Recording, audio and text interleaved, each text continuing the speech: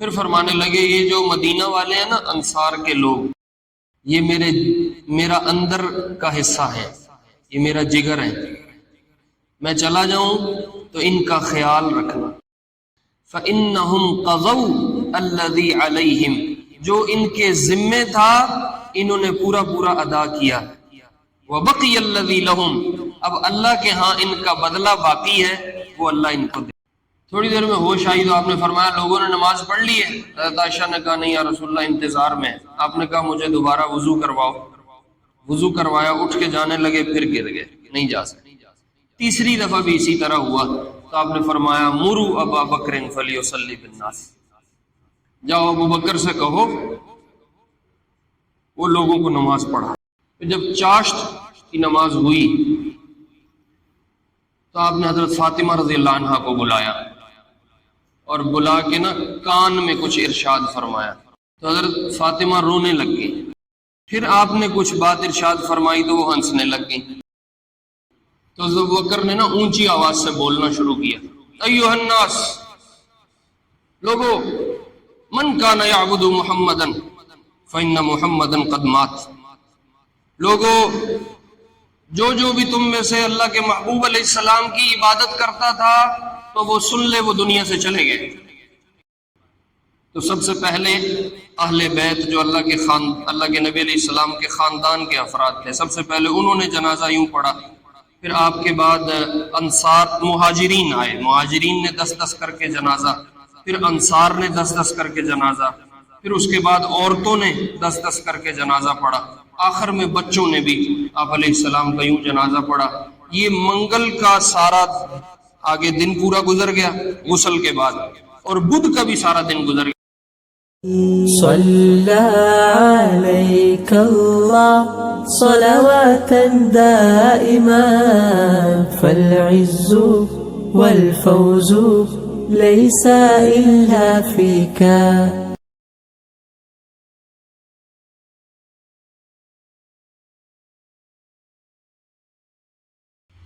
آپ علیہ السلام کی مرض الوفات کا ذکر پچھلے جمعے کچھ کر دیا تھا۔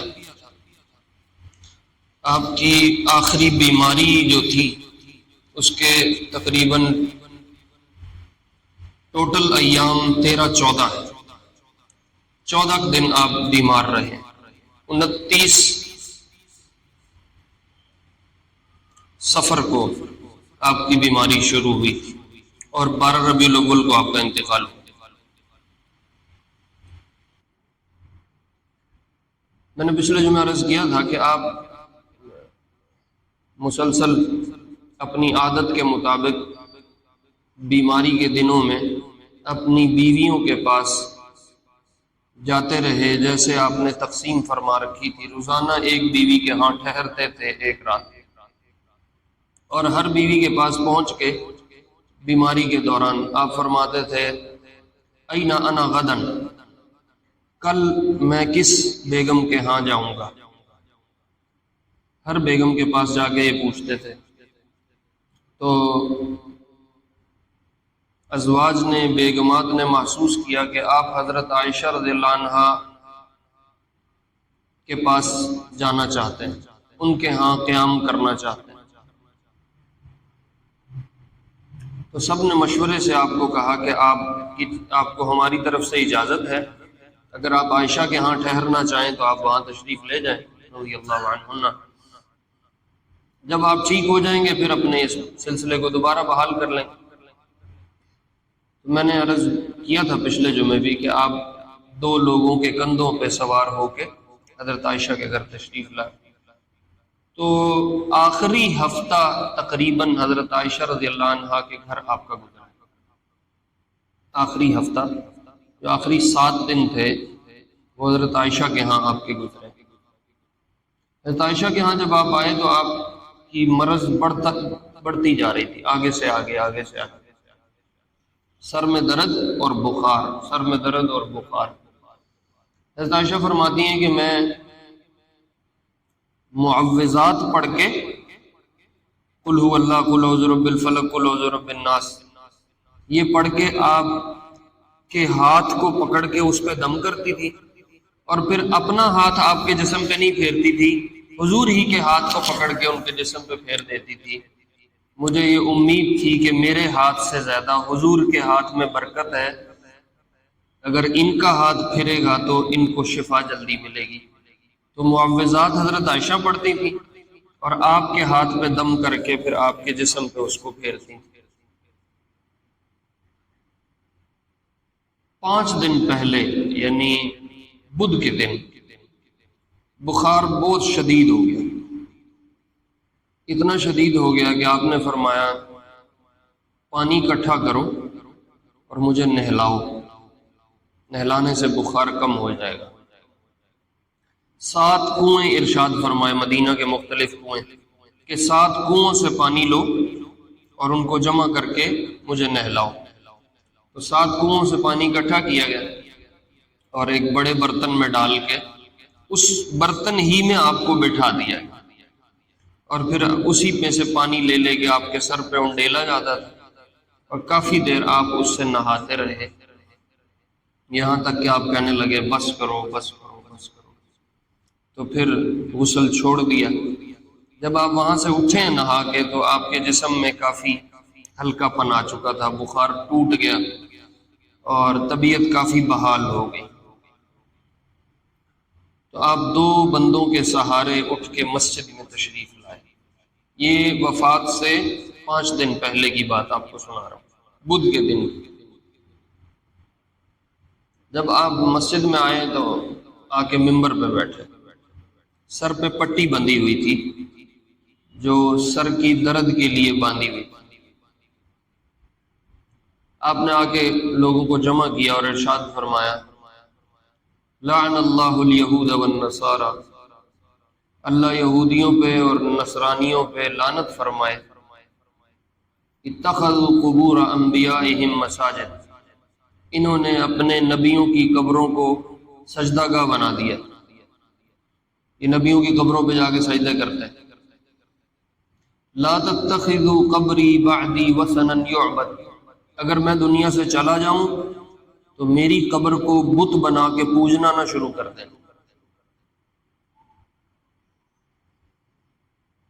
کتنی صاف اور واضح بات ہے۔ امت نے نبی کی قبر کو سجدہ گاہ تو نہیں بنایا، اتھے وس نہیں چلتا، نہیں تو پتہ نہیں اتھے بھی بنا دیں، پچھوں ولیاں نہیں چھڈیا۔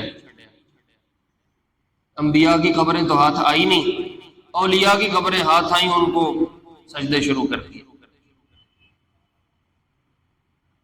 اللہ سمجھ دے بس۔ پھر آپ نے فرمایا لو کنت جلدت ظہرا فہذا ظہری فلیستقد منہ، اگر میں نے کسی کی پشت پہ کو ضرب لگائی ہے، کو کوڑا مارا ہے، کسی کو کوئی تکلیف دی ہے، تو یہ میری پشت حاضر ہے، آ کے اپنا بدلہ لے لو۔ وَلَوْ كُنْتُ شَتَمْتُ لَهُ عِرْضًا لِأَحَدٍ عِرْضًا فَهَذَا عِرْضِي فَلْيَسْتَقِدَّ مِنْهُ، اگر کسی کو میں نے برا بھلا کہہ دیا تھا، کسی کی عزت پہ کوئی حرف میری طرف سے آ گیا تھا، تو میری عزت حاضر ہے، ابھی آ کے اپنا بدلہ لے لو۔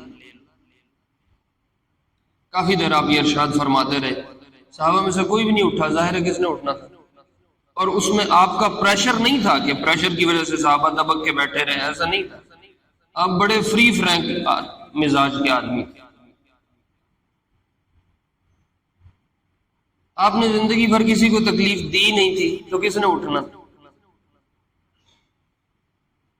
کافی دیر آپ یہ ارشاد فرماتے رہے، پھر ممبر سے اترے، ظہر کی نماز کا وقت تھا، آپ نے ظہر کی نماز پڑھائی اور ظہر کی نماز پڑھا کے دوبارہ ممبر پہ آ گئے، پھر فرمانا شروع کر دیا میرے سے کوئی دشمنی نہیں ہے کسی کی، کسی نے کو بدلہ لینا ہے تو ابھی آ کے لے لو۔ اس بات کا بار بار اظہار فرماتے رہے۔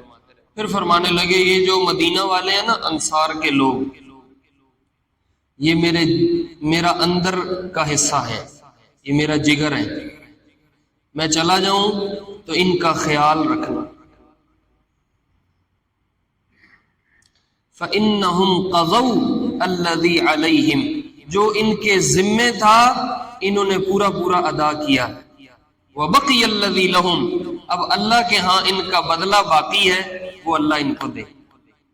فَاقْبَلُوا مِن مُحْسِنِهِمْ، اگر کوئی ان میں بندہ اچھا کام کر دے تو قبول کر لینا، اور اگر کسی سے کوئی کمی زیادتی ہو جائے فَأَعْرَضُوا عَن مُسِيئِهِمْ، تو کمی کوتاہی کرنے والے کو معاف کر دینا. یہ انصار کو میرے بعد کچھ نہ کہنا، ان کا خیال رکھنا. پھر آپ نے فرمایا لوگ آہستہ آہستہ بڑھتے جائیں گے، اور یہ میرے جو مدینے کے انصار کے لوگ ہیں یہ آہستہ آہستہ کم ہوتے جائیں گے، یہاں تک کہ جیسے کھانے میں نمک رہ جاتا ہے اس طرح رہ جائے. انصار کے بارے میں یہ ارشادات فرمایا. پھر آپ نے فرمایا ان اللہ تعالی خیر عبدہ بین زہرۃ الدنیا و بین ما عندہ.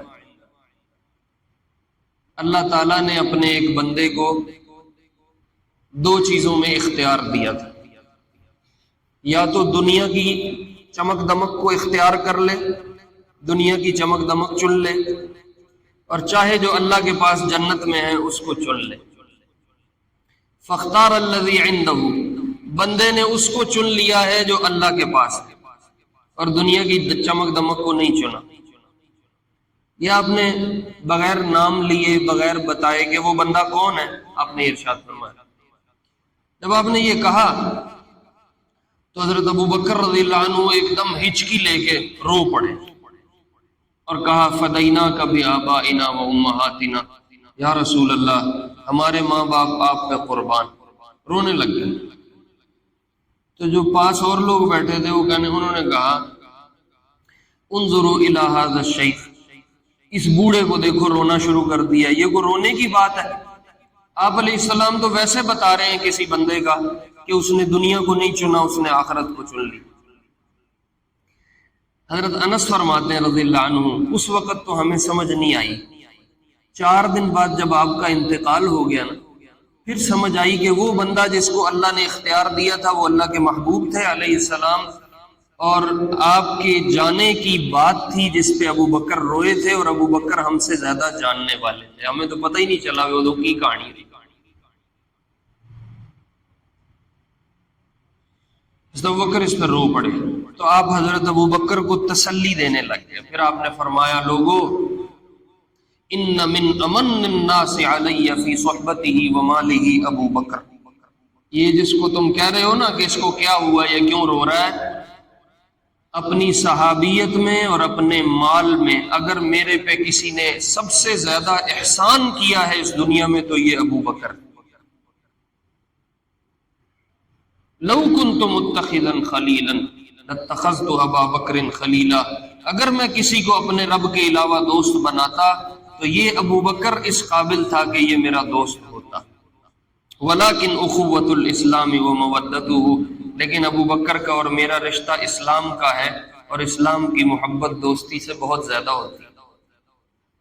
پھر آپ نے فرمایا لا یبقین فی الباب فی المسجد باب الا سد الا باب ابی بکر، یہ جتنے تمہیں مسجد میں دروازے کھڑکیاں نظر آ رہے ہیں یہ سارے بند کر دو سوائے ابو بکر کے دروازے کو، یہ دروازہ کھلا رکھنا، اس کو بند نہ کرنا. مسجد نبی میں نا کئی صحابہ کے دروازے کھلتے تھے، کیونکہ آبادی بہت تھوڑی سی تھی. جتنی آج کل مسجد نبوی ہے یہ ساری جتنے ایریے میں ہے، اس ایریے میں پورا مدینہ تھا، تو گھر قریب قریب تھے، ایک دوسرے کے آس پاس میں کھڑکیاں کھلتی تھیں، دروازے کھلتے تھے. تو کچھ صحابہ کے گھروں کے دروازے مسجد کے اندر بھی کھلتے تھے. تو آپ نے فرمایا یہ جتنے مسجد کے اندر دروازے کھلے ہوئے سارے بند کر دینا، ابو بکر کا دروازہ کھلا رہے، اس کو بند نہ کرنا. سعودی گورنمنٹ نے بہت سارے نشانات مٹا دیے ہیں، ختم کر دیے، وہاں کچھ شدید قسم کے مفتی آ گئے، انہوں نے فتوے دیے، وہ علامات وغیرہ انہوں نے آثار ختم کر دیے. حضرت ابو بکر رضی اللہ عنہ کا دروازہ آج بھی مسجد میں ابھی تک کھلا ہے، اس کو بند نہیں کیا انہوں نے. آپ باب السلام سے داخل ہو نا اور گزرتے گزرتے ادھر سے نکلتے ہیں، بابو بقیع سے باہر نکلتے ہیں، باب السلام سے داخل ہوتے ہی بائیں ہاتھ پہ چھوٹا سا ایک وہ بنا ہوا ہے حجرہ سا، اس کے اوپر ایک تختی لکھی، عربی میں ہے نا، عموماً ہمارے لوگوں کو چونکہ عربی پڑھنی نہیں آتی اس لیے وہاں پتہ ہی نہیں چلتا، انہوں نے اوپر لکھ کے لگایا ہوا ہے خوخت ابی بکر، یہ وہ حجرہ ہے جو ابو بکر رضی اللہ عنہ کا گھر تھا۔ اور آپ تھوڑا سا مسجد کے دروازوں پہ غور کرو گے تو سارے دروازے ایک ترتیب کے ہیں، اور بیچ میں ایک چھوٹا سا دروازہ انہوں نے چھوڑا ہوا ہے جو اوپر لکھا ہوا ہے بابو ابی بکر، یہ ابو بکر کے گھر کا دروازہ رضی اللہ عنہ، تو وہ ابھی تک آپ کی وصیت کے مطابق کھول کے رکھا ہوا، اس کو بند نہیں۔ خیر آپ پھر گھر تشریف لے گئے، 5واں دن گزر گیا، پھر جمعرات کا دن آیا۔ جمعرات کے دن آپ نے فجر بھی پڑھائی ہے، ظہر بھی پڑھائی ہے۔ 14 دن آپ کی بیماری کے ہیں، جن میں سے 11 دن آپ نے بیماری کے باوجود نمازیں پڑھائی۔ جمعرات والے دن آپ تشریف لائے ظہر کی نماز میں، تو آپ نے فرمایا کو قلم کاغذ لے آؤ، میری طبیعت کافی خراب ہے، میں تمہیں کچھ وصیت لکھوا دوں۔ تو بیمار زیادہ تھے، طبیعت بوجھل تھی، تو کچھ اٹھ کے جانے لگے کہ قلم کاغذ لے کے آتے ہیں، انتظام کریں کہ وصیت لکھ لیں فٹافٹ۔ حضرت عمر رضی اللہ عنہ بیچ میں سے اٹھے، انہوں نے کہا چھوڑو قلم کاغذ کو، عمل کرنے کے لیے اللہ کی کتاب ہمیں کافی ہے، اللہ کے محبوب تکلیف میں ہیں، ان کو مزید تکلیف نہ دو۔ یعنی بیٹھ کے لکھوائیں گے اور تھوڑی دیر ان کو بیٹھنا پڑے گا، اپنی تکلیف میں ہے، تو اللہ کی کتاب مقصود تو عمل ہے، اور اللہ نے اپنے قرآن میں ہر چیز بیان کر دی ہے، اس لیے اللہ کے محبوب کو تکلیف نہ دو، ان کو آرام کرنے۔ اس پہ کچھ لوگ حضرت عمر کے ساتھ ہو گئے، کچھ لوگ کہیں نہیں لے آؤ کچھ لکھوا لیں ہم فٹافٹ، آپ لکھوا دیں گے۔ لیکن جب یہ شور تھوڑا اونچا ہوا تو آپ نے کہا بس کرو، رہنے دو، ضرورت نہیں، آپ نے خود ہی منع فرما دی۔ یہ وصیت کیا لکھوانی تھی، تھوڑی دیر بعد آپ نے وہاں خود ہی اظہار بھی کر دیا۔ آپ نے فرمایا میں چلا جاؤں گا تو میرے بعد جزیرہ عرب سے یہود کو نکال دینا، جزیرہ عرب میں یہودی کوئی نہ باقی بچے۔ ایک تو یہ لکھوانا تھا۔ دوسرا فرمایا جو میں نے اسامہ کا لشکر تیار کیا ہوا ہے، اس کی کچھ تفصیل میں نے پچھلے جمعے سنا دی تھی، جو اسامہ کا میں نے لشکر تیار کیا رضی اللہ عنہ، اس لشکر کو ضرور روانہ کرنا۔ یہ دوسری وصیت فرمائی۔ جس صحابی نے یہ روایت سنائی ہے نا، وہ فرماتے ہیں تیسری وصیت جو فرمائی تھی وہ مجھے بھول گئی ہے، مجھے یاد نہیں۔ تو محدثین نے پھر خود سے اندازہ لگایا کہ تیسری وصیت کیا ہو سکتی ہے، تو کچھ حضرات نے یہ اندازہ لگایا کہ آپ تیسری وصیت یہ فرمانا چاہتے تھے کہ جو وفد مدینے آتے ہیں، جیسے میں نے ان کا خیال رکھا ہے ایسے تم بھی میرے جانے کے بعد آنے والے مہمانوں کا، وفدوں کا خیال رکھیں۔ یہ آپ کہنا چاہتے تھے، یا آپ یہ کہنا چاہتے تھے کہ میرے بعد تفرقہ بازی میں نہ پڑ جانا، اللہ کی کتاب اور سنت رسول پہ جمع رہنا، یہ کہنا چاہتے تھے۔ اور یا یہ کہنا چاہتے تھے کہ میرے بعد میری امت کے لوگوں اپنی نمازوں کا خیال رکھنا۔ یہ محدثین نے اندازہ لگایا، چونکہ تیسری وصیت سامنے نہیں آئی، وہ جو روایت کرنے والے صحابی ہیں وہ بھول گئے۔ یہ جمعرات کا دن گزرا۔ جمعرات کے دن آپ نے عصر بھی پڑھائی ہے، مغرب بھی پڑھائی ہے۔ مغرب کے بعد آپ پہ دوبارہ بخار تیز ہوا، اتنا تیز ہوا کہ عشاء کے وقت میں آپ نے پوچھا، کافی دیر ہو گئی، بہت دیر ہو گئی، رات لیٹ نائٹ آپ نے پوچھا حضرت عائشہ سے رضی اللہ عنہا، جب تھوڑی طبیعت بحال ہوئی، لوگوں نے نماز پڑھ لی ہے، اصل الناس، تو حضرت عائشہ نے فرمایا ہم ینتظرونک یا رسول اللہ، مسجد میں لوگ آپ کا انتظار کر رہے ہیں، ابھی نماز عشاء کی انہوں نے نہیں پڑھی۔ آپ نے کہا پانی لے کے آؤ، مجھے ایک دفعہ نہلاؤ، تھوڑی طبیعت بحال ہو تو میں جا کے نماز پڑھوں۔ تو پانی لائے، آپ کو نہلایا، آپ کی طبیعت تھوڑی بہتر ہوئی، اٹھ کے چلنے لگے تو بے ہوش ہو کے گر گئے، نہیں ہمت ہو سکی جانے کی، وہ ویکنس بہت زیادہ ہو گئی، بخار اتنے دنوں سے چڑھا ہوا تھا۔ تھوڑی دیر میں ہوش آئی تو آپ نے فرمایا لوگوں نے نماز پڑھ لی ہے؟ حضرت عائشہ نے کہا نہیں یا رسول اللہ انتظار میں ہے۔ آپ نے کہا مجھے دوبارہ وضو کرواؤ۔ وضو کروایا، اٹھ کے جانے لگے، پھر گر گئے، نہیں جا سکے۔ تیسری دفعہ بھی اسی طرح ہوا تو آپ نے فرمایا مروا ابا بکر فلیصلی بالناس، جاؤ ابو بکر سے کہو وہ لوگوں کو نماز پڑھا۔ تو یہ جمعرات کی عشاء اور آگے جمعے کی 5 نمازیں، ہفتے کی 5 نمازیں اور اتوار کی 5 نمازیں، اور پھر سوموار کی صبح فجر کی نماز۔ یہ 17 نمازیں ابو بکر رضی اللہ عنہ نے پڑھائی ہیں۔ آپ زندگی میں موجود تھے، حیات تھے، آپ کے ہوتے ہوئے ابو بکر رضی اللہ عنہ نے 17 نمازیں مسجد نبوی میں پڑھائیں۔ حضرت ابو بکر رضی اللہ عنہ نے نماز پڑھا دی عشاء کی۔ ہفتے والے دن، جمعے والے دن پھر کچھ نہیں ایسا ہوا۔ ہفتے والے دن آپ نے اپنے سارے غلام آزاد کر دیے، سارے غلام، اور اپنی ملکیت میں 7 دینار تھے سونے کے سکے، وہ آپ نے کہا یہ سارے صدقہ کر دو، وہ سارے صدقہ کر دیے۔ آپ نے فرمایا میرا جتنا اسلحہ پڑا ہے، تلوار، نیزہ وغیرہ، وہ ساری چیزیں اٹھا کے مسلمانوں کو ہبہ کر دو، بیت المال میں جمع کر دو۔ تو وہ مسلمانوں کا جو اجتماعی مال تھا اس میں جمع کروایا۔ اس رات وہ جو قصہ مشہور ہے، حضرت عائشہ رضی اللہ عنہا کو چراغ جلانے کے لیے تیل نہیں ملا تھا تو پڑوسن یہودیہ کے گھر سے مانگ کے تیل لائیں اور اس سے چراغ جلائی۔ یہ اس رات کا قصہ ہے، ہفتے والی رات۔ آپ مسجد میں تشریف لائے تو حضرت ابو بکر رضی اللہ عنہ ظہر کی نماز پڑھا رہے تھے ہفتے والے دن۔ 2 بندوں کے سہارے آپ نکل کے آئے۔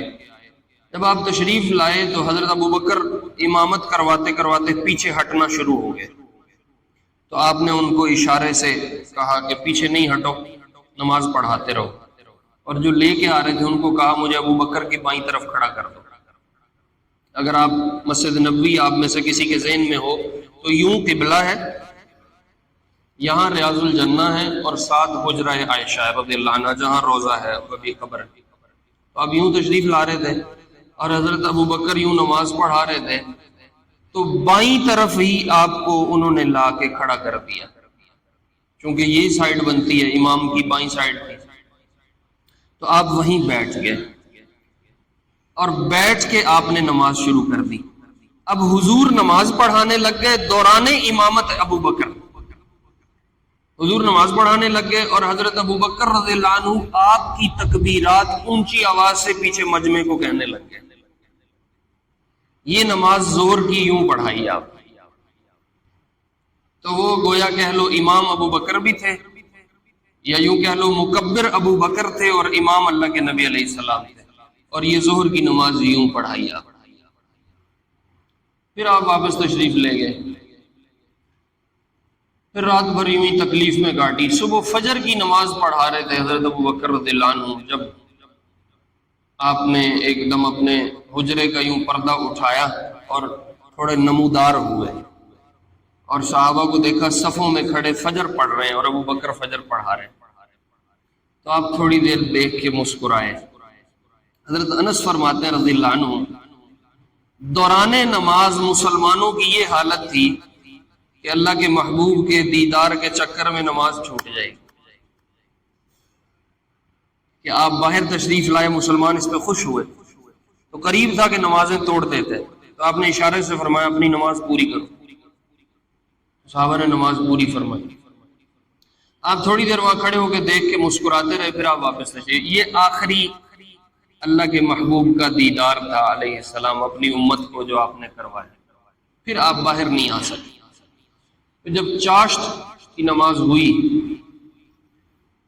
تو آپ نے حضرت فاطمہ رضی اللہ عنہا کو بلایا اور بلا کے نا کان میں کچھ ارشاد فرمایا، تو حضرت فاطمہ رونے لگ گئی۔ پھر آپ نے کچھ بات ارشاد فرمائی تو وہ ہنسنے لگ گئی۔ حضرت عائشہ رضی اللہ عنہ کہتی میں نے فاطمہ سے پوچھا کیا کہہ رہے ہیں کان میں، تو کچھ سمجھ نہیں، کیونکہ ہمیں تو سمجھ نہیں تھی آئی، تو حضرت فاطمہ نے کہا اللہ کے نبی علیہ السلام کا راز ہے جو انہوں نے میرے کان میں کہا، اس لیے میں آپ کو نہیں بتا سکتا۔ جب آپ دنیا سے رخصت ہو گئے تو حضرت عائشہ نے پوچھا حضرت فاطمہ سے کہ کیا کہا تھا اس وقت جو تم رونے لگ گئی اور پھر تم ہنسنے لگ گئی؟ کہا مجھے کہا بیٹی میں اس مرض میں دنیا سے چلا جاؤں گا تو مجھے اس پہ رونا۔ پھر فرمایا کہ میرے گھر والوں میں سب سے پہلے تیری میری ملاقات ہوگی، اس پہ مجھے ہنسی آئی، اس پہ میں ہنس پڑی۔ اور آپ نے فرمایا فاطمہ میری بیٹی تو جنت کی عورتوں کی سردار ہے۔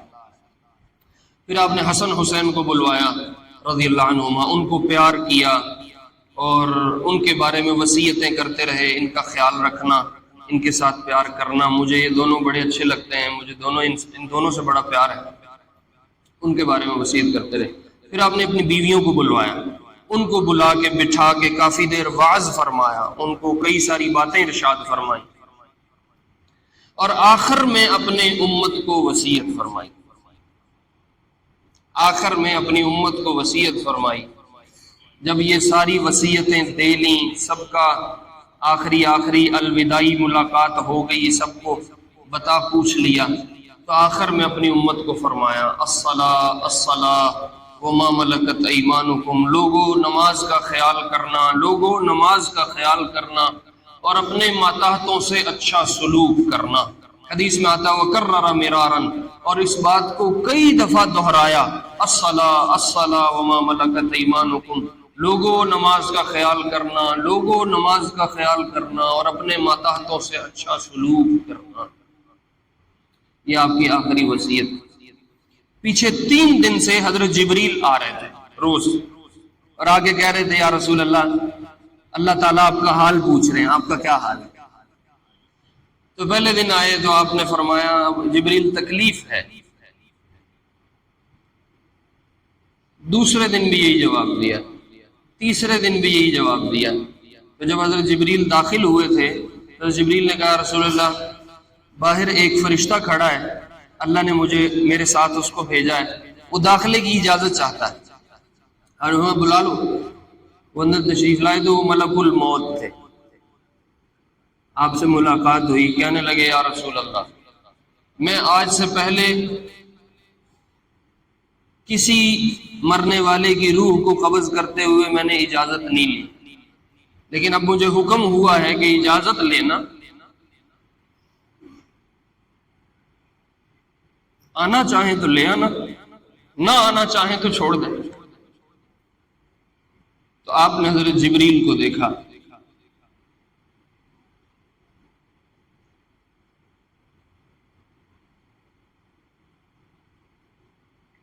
حضرت جبریل کہنے لگے یا رسول اللہ اللہ آپ کی ملاقات چاہتا،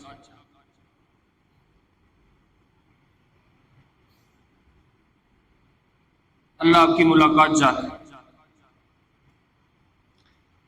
یہ بالکل آخری گھڑی تھی، تو آپ پہ ایک دم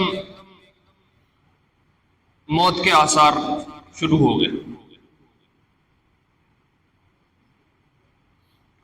تو حضرت عائشہ رضی اللہ عنہا آپ کے پیچھے بیٹھی ہوئی تھی، انہوں نے آپ کو یوں بازوؤں سے پکڑ کے یوں ہی پیچھے اپنی سینے کے ساتھ آپ کی پشت لگا کے ٹیک لگا دی، آپ کی پیچھے ٹیک لگ گئی۔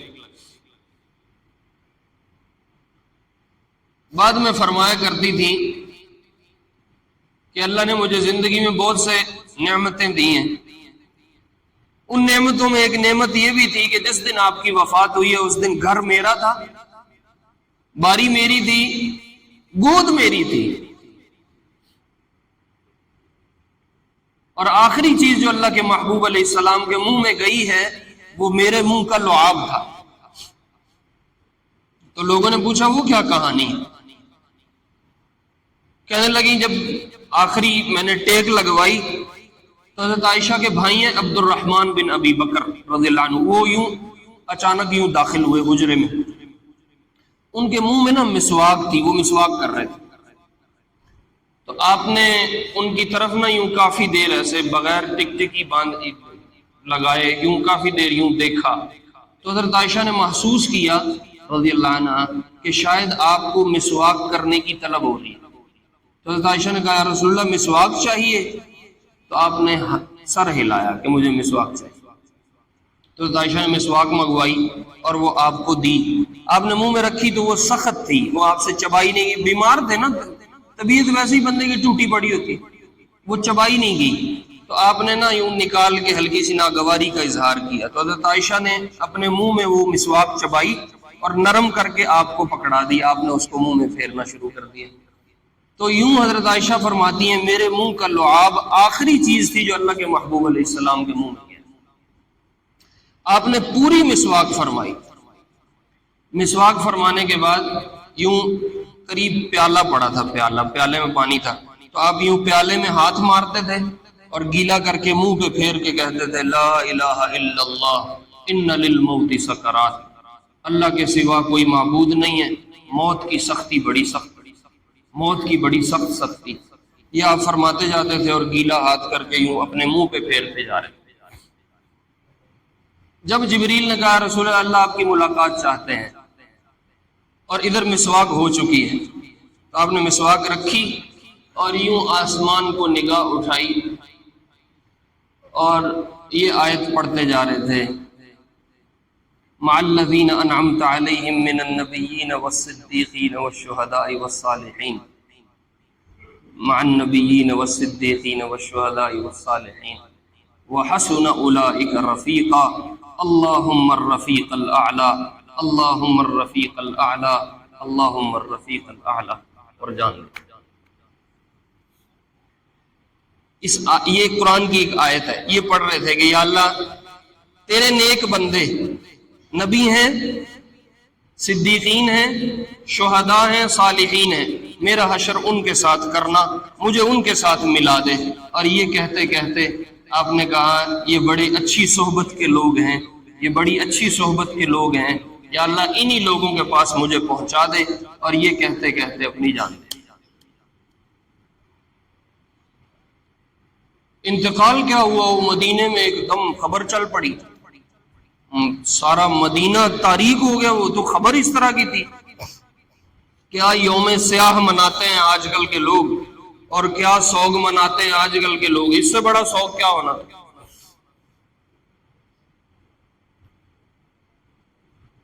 حضرت انس رضی اللہ عنہ فرمایا کرتے تھے میں نے اپنی زندگی میں اس دن سے زیادہ روشن دن نہیں دیکھا جس دن آپ علیہ السلام ہجرت کر کے مدینے آئے, اور میں نے اس سے زیادہ تاریک اور سیاہ دن نہیں دیکھا جس دن اللہ کے محبوب علیہ السلام کا دنیا سے انتقال ہوا اور آپ رخصت ہوئے. حضرت عمر رضی اللہ عنہ کے پاس خبر پہنچی, وہ مسجد میں تھے, انہوں نے کہنا شروع کر دیا خبردار جو کسی نے کہا اللہ کے محبوب کی دنیا سے چلے گئے میں اس کی گردن اتار دوں گا. جیسے موسیٰ اپنے رب کی ملاقات کے لیے کوہ طور پہ گئے تھے اور 40 دن بعد واپس آ گئے تھے, اللہ کے محبوب علیہ السلام بھی اپنے رب سے ملاقات کے لیے گئے ہیں, ابھی واپس آ جائیں گے. خبردار کوئی کہے وہ دنیا سے چلے گئے میں گردن اتار دوں گا. اس جیسے بندہ جب ایک دم زیادہ پریشر میں آ جائے اور ایسی کو اندوہناک خبر پڑ جائے کہ بندے کو اپنے ہوش بھول جاتا ہے, وہ اس کیفیت میں تھے. حضرت ابوبکر رضی اللہ عنہ کو اطلاع ملی, وہ بھاگے بھاگے مسجد میں تشریف لائے اور مسجد سے سیدھا کراس کر کے حجرے کے اندر چلے گئے, چونکہ حضرت عائشہ کے گھر تھے. تو آپ علیہ السلام کو لٹایا ہوا تھا اور آپ کے چہرے مبارک پہ چادر دی ہوئی تھی. تو حضرت ابوبکر رضی اللہ عنہ نے چادر اٹھائی اور پیشانی پہ بوسہ دیا, اور یہاں حضرت ابوبکر روئے. وہ رفاقت ٹوٹی تھی جو کہاں سے شروع ہوئی, اعلان نبوت, کندھوں پہ اٹھا اٹھا کے نبی کو پہاڑوں پہ چڑھایا, کوئی جگہ ساتھ نہیں چھوٹی. اور اللہ کی شان یہ ایک جگہ جہاں حضرت ابوبکر روئے ہیں, اور اس کے بعد پھر ابوبکر نہیں روئے. اس سے علماء نے لکھا ہے کہ جب دنیا سے کوئی چلا جائے تو جو گھر کا بڑا ہوتا ہے وہ اگر رونے دھونے میں پڑ جائے گا تو پھر سنبھالے گا کون؟ اس وقت دل بڑا کرنا پڑتا ہے. تو حضرت ابوبکر یہاں ایک دفعہ روئے اور بوسہ دے کے آپ نے ارشاد فرمایا بی ابی انت و امی یا رسول اللہ، یا رسول اللہ میرے ماں باپ آپ پہ قربان، طبت حیا و میتا، جب تک آپ زندہ رہیں آپ کمال کی زندگی گزاری، آپ دنیا سے رخصت ہوئے تو آپ کمال کے ساتھ رخصت۔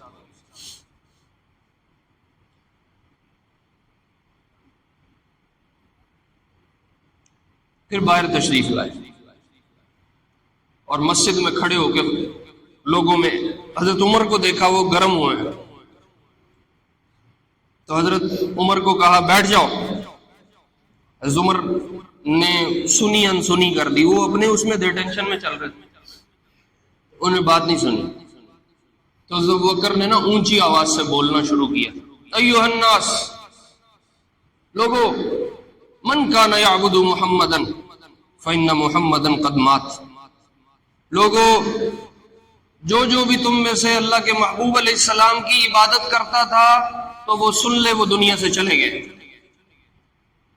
ومن کان یعبد اللہ فإنہ حی لا یموت، اور جو اللہ کی عبادت کرتا تھا تو اللہ حی ذات ہے، اس کو کبھی موت نہیں آتی، وہ زندہ ہے، اس کو عبادت گاہ بناؤ، اس کی عبادت کرو۔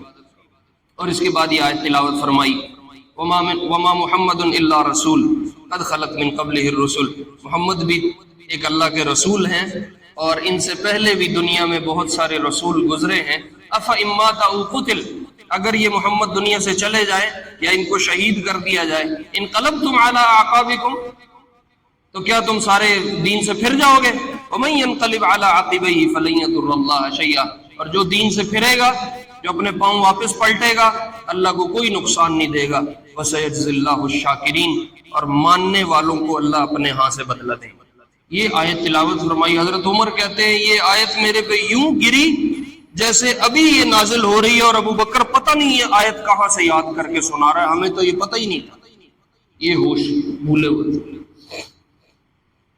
جیسے ہی حضرت ابو بکر نے آیت پڑھی، حضرت عمر خاموش ہو گئے۔ بات تھوڑی سی لمبی اوپر چلی جائے گی، آج ہم نے مضمون ختم کرنا ہے، پھر انشاءاللہ اس کے بعد جو میں اپنی ترتیب پہ ہوتے رہے میں مختصر کرتا ہوں۔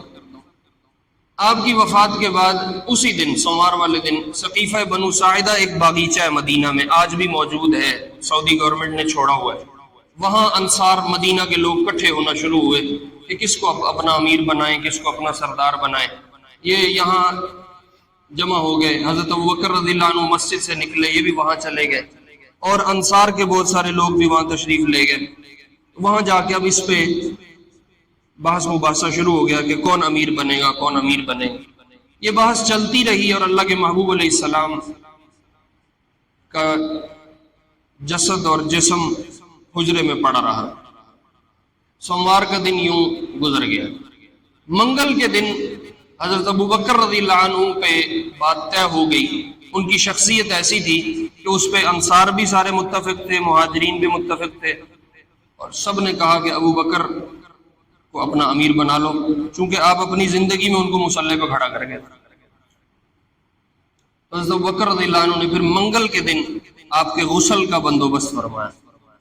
حضرت علی رضی اللہ عنہ پانی ڈال رہے تھے، آپ کے چچا ہیں حضرت عباس، ان کے دو بیٹے ہیں فضل بن عباس، قسم بن عباس، وہ آپ کے جسم کی کروٹیں دلوا رہے تھے۔ آپ کے منہ بولے پوتے ہیں اسامہ بن زید، میں نے ان کا ذکر پہلے کئی دفعہ کیا، وہ اور آپ نے اپنا ایک غلام آزاد کیا تھا، ان کا نام تھا شقران۔ یہ دونوں لوٹے بھر بھر کے پانی کے دے رہے تھے اور پانی اوپر ڈال رہے تھے۔ ایک صحابی ہے اوس بن خولی رضی اللہ عنہ، انہوں نے پیچھے بیٹھ کے آپ کو اپنے ساتھ ٹیک لگوائی ہوئی تھی، آپ کے جسم کو ٹیک لگوائی ہوئی تھی، اور حضرت علی اوپر سے نہلا رہے تھے اور جسم کو صاف کر رہے تھے۔ یہ غسل دیا گیا، اس کے بعد آپ کے کفن دیا گیا، 3 کپڑوں میں کفن دیا گیا، جس میں قمیض نہیں تھی اور امامہ نہیں تھا، باقی جسم کو کفن دے کے آپ کے جسم کو یوں چارپائی پہ لٹا دیا گیا، اور پھر جنازہ شروع ہوا۔ آپ کا جنازہ اس طرح نہیں ہوا جیسے امت ہم آپس میں ایک دوسرے کا جنازہ پڑھتے ہیں یا جنازہ جانے والوں کا پڑھا جاتا ہے۔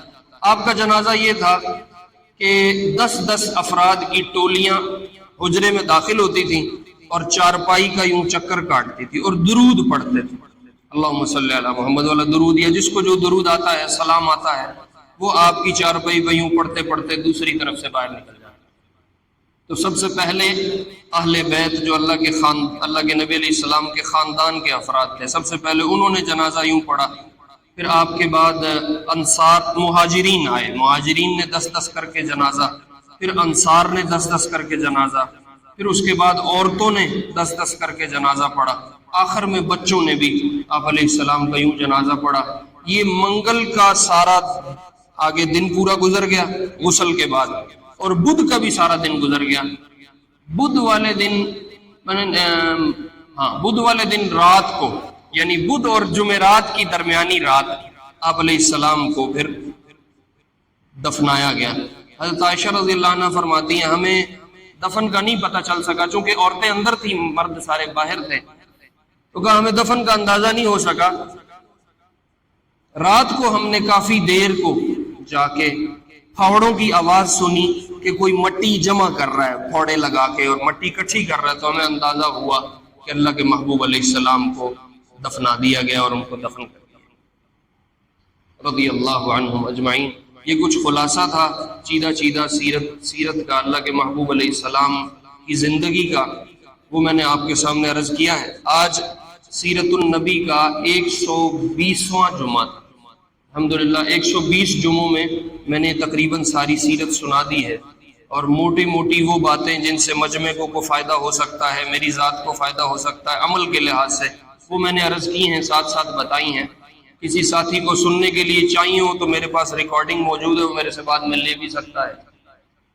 اللہ کے محبوب علیہ السلام کی زندگی سیکھنا، سمجھنا، پڑھنا، وہ ہمارے لیے نمونہ ہے، اس سے بہتر نمونہ کوئی نہیں۔ تو یہ زندگی میں کرنے کی چیز ہے، اس کو ہم کوشش کریں۔ بہت ساری چیزیں ہمیں زندگی میں اس سے سیکھنے کو ملیں گی۔ بہت ساری تفصیلات عرض کر دی ہیں، بہت ساری تفصیلات رہ بھی گئی ہیں، تو وہ ساری چیزیں تو ممبر پہ اب بیان بھی نہیں ہو سکتی، پھر بات بہت لمبی ہو جائے گی۔ تقریباً مجھے 2-2.5 سال لگے ہیں اس سیرت کو سناتے ہوئے، اور آج الحمدللہ اس کا سلسلہ پورا ہو گیا۔ اللہ رب العزت ہمیں اپنے نبی کی سیرت کو سیکھنے کی، سمجھنے کی، اس پہ عمل کرنے کی توفیق نصیب فرمائے، سنتیں ادا کریں۔